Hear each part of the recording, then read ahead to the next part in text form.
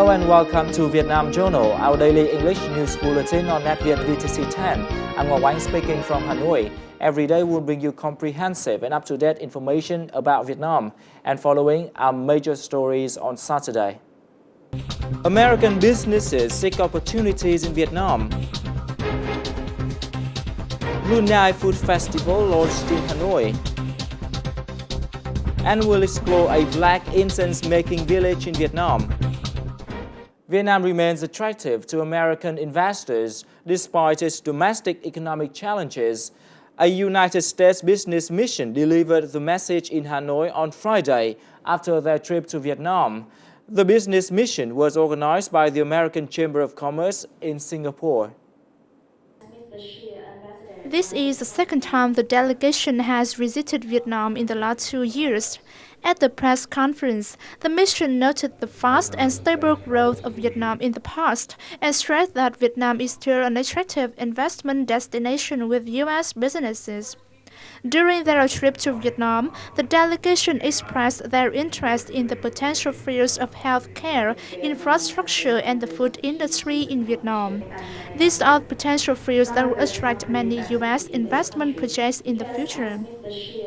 In recent years, investment by U.S. businesses in Vietnam has made very positive changes. As of December 2011, the United States has 601 investment projects in Vietnam. The total registered capital reached nearly $11.7 billion and ranked number 6 out of 94 countries and territories investing in Vietnam. Petro Vietnam Oil Company will buy 1.2 million barrels of crude from Brunei this year. The imports results from the fact that Vietnam's domestic crude oil exploitation is lower than its refinery capacity. PVI signed the agreement on February the 21st in Ho Chi Minh City with Brunei Shell Petroleum Corporation, a joint venture between Royal Dutch Shell plc and the Brunei government. PVI will purchase two 600,000 barrel cargoes and process them at Vietnam Oil and Gas Co's Dung Quất refinery. The agreement took place on the eve of the 20th anniversary of official relation establishment, which occurred on February the 23rd in Hanoi between the two countries. Dung Quất refinery can process 131,000 barrels of oil a day. And following is some other economic news in brief. The national flag carrier Vietnam Airlines recently announced that it had taken the majority share of Jetstar Pacific Airlines.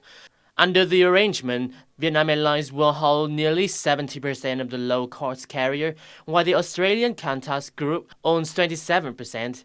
Vietnam Airlines plans to sell 3% of its share to Qantas Airways in compliance with a previous agreement.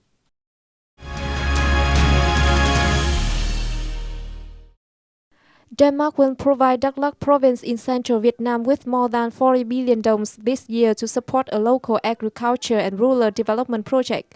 The project will prioritize investment in remote areas with poor agricultural infrastructure. In 2011, the Danish government granted more than 14.6 billion đồng to the province for the same purpose.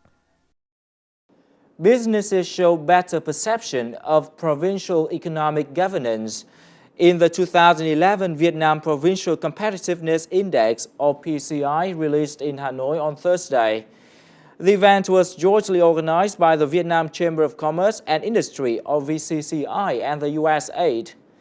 On the sidelines of the event, our NetViet VTC 10 reporter had a conversation with Mr. Francis Donovan, Mission Director of USAID in Vietnam. He shared his assessment of PCI results this year. Hello, Mr. Donovan, and thank you for joining our talk today. What is your evaluation on the results of Provincial Competitiveness Index 2011? Yes, PCI 2011 is a very interesting year. In part, it follows some changes in government that took place in 2010. But some of the scores this year show some interesting changes. For example, in the top 5 PCI provinces, you have some new provinces emerging. And you also see more provinces moving up overall. And what that seems to indicate is that some provinces are looking at the good performing provinces, and perhaps they're looking at the PCI report, and they're saying, okay, I can do what they do. What did they do? And they are learning from those provinces. So this year, I think that seems to be what is happening. Many provinces are learning from the good performing ones. They are taking action and they are moving up. And this year, for the first time, we see more of that happening. Which provinces saw the biggest improvement in the ranking this year? That's a good question. I think perhaps one might be Lao Cai.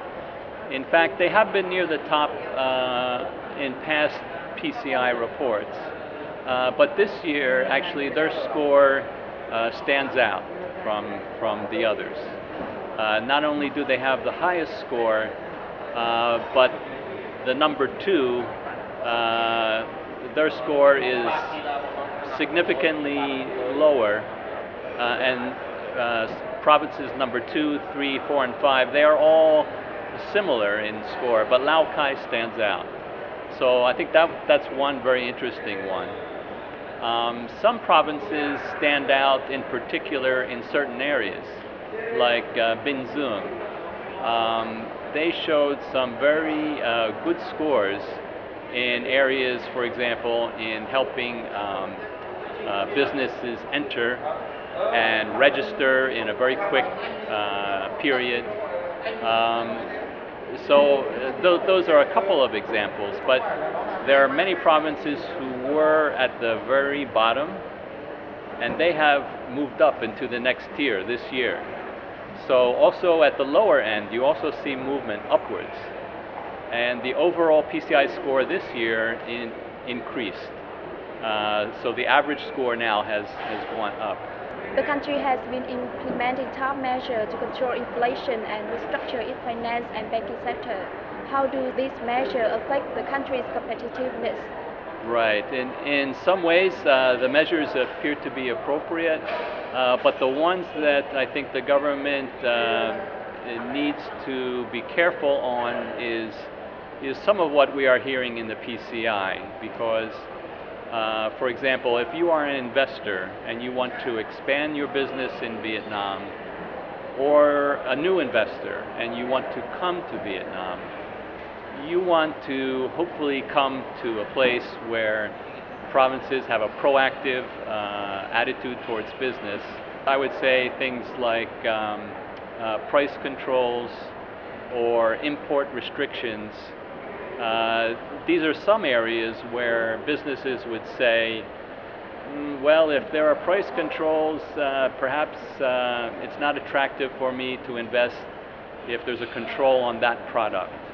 Or perhaps if there's an import restriction, an investor might say, well, if there's a restriction on that import which I need for my business, then maybe I don't invest. So I think at the same time that the government puts in place measures to keep the economy stable, at the same time they want to avoid putting in procedures that either restrict businesses or put controls in place. Thank you very much for joining us. Thank you too. Welcome back to Vietnam Journal. On the occasion of Brunei's National Day, the Embassy of Brunei in Vietnam, in collaboration with Melia Hanoi Hotel, organized Brunei Food Festival from February the 24th to the 26th. 2 Bruneian chefs presented the most authentic Bruneian cuisine for the celebration. The Bruneian ambassador launched the event along with the attendance of many other ambassadors and food lovers in Hanoi. This is a chance for 2 Bruneian chefs to introduce their traditional cuisine to a wider range of diners from different countries. Brunei's cuisine is essentially Malay food and an interesting mix of flavors, wide-ranging enough to encompass everything from shrimp paste and lemongrass to coconut, tamarind and turmeric. It's basically a result of intermixing of Indian and Chinese flavors, with significant difference from its Malaysian origins. One of the favorites of most people in Brunei and a particular specialty of the country is beef sautéed, ambuat and calopis among others. Japanese jazz pianist Yamashita Yosuke will perform at Hanoi Opera House on February the 25th and the 26th. This performance marks Yamashita's 70th birthday. Yamashita is a familiar name in many prestigious international jazz festivals and stages. He will entertain Vietnamese audiences with famous pieces such as Take the Train by Billy Strayhorn and Duke Ellington, and Rhapsody in Blue by American composer George Gershwin. Yamashita will play alongside three Vietnamese saxophonists, Quyền Văn Minh, Quyền Thiện Đắc, and Nguyễn Bảo Long. Yosuke first performed with Vietnam National Symphony Orchestra in Vietnam for the Yamaha Jazz Christmas Night program in December 2009. There is a wide variety of traditional craft villages in Vietnam. Today we'll explore the village which makes black incense in the northern province of Bắc Ninh in the following report.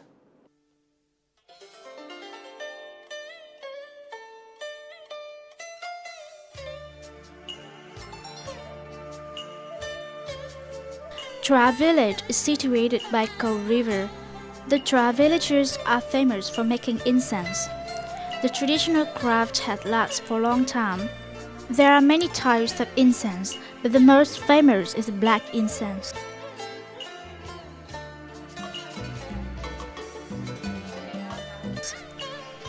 The process of making this unique stuff includes several stages. They buy coranium resin, then cut it into small pieces, then boil until it becomes liquid.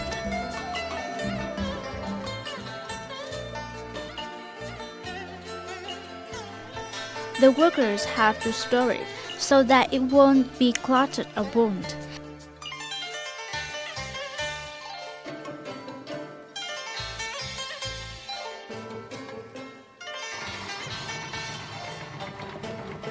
Then the resin is filtered thoroughly. Coranium resin is mixed with powdered charcoal. The mixture is put into the machine for grinding and mixing.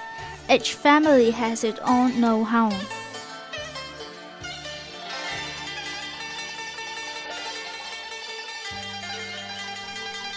The inside part of an incense is made from bamboo. Bamboo is cut into pieces. It is soaked in the pond for 2 months to avoid mold and wood loss.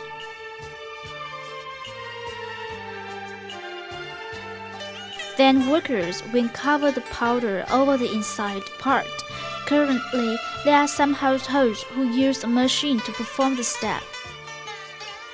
1 phút thì máy này xe khoảng độ từ 10 đến 13 nén. Gấp thì khoảng độ bằng 10 đến 11 người xe tay. Incense in Tra village does not need to be exposed. Whether it is sunny or rainy, the incense still had high quality.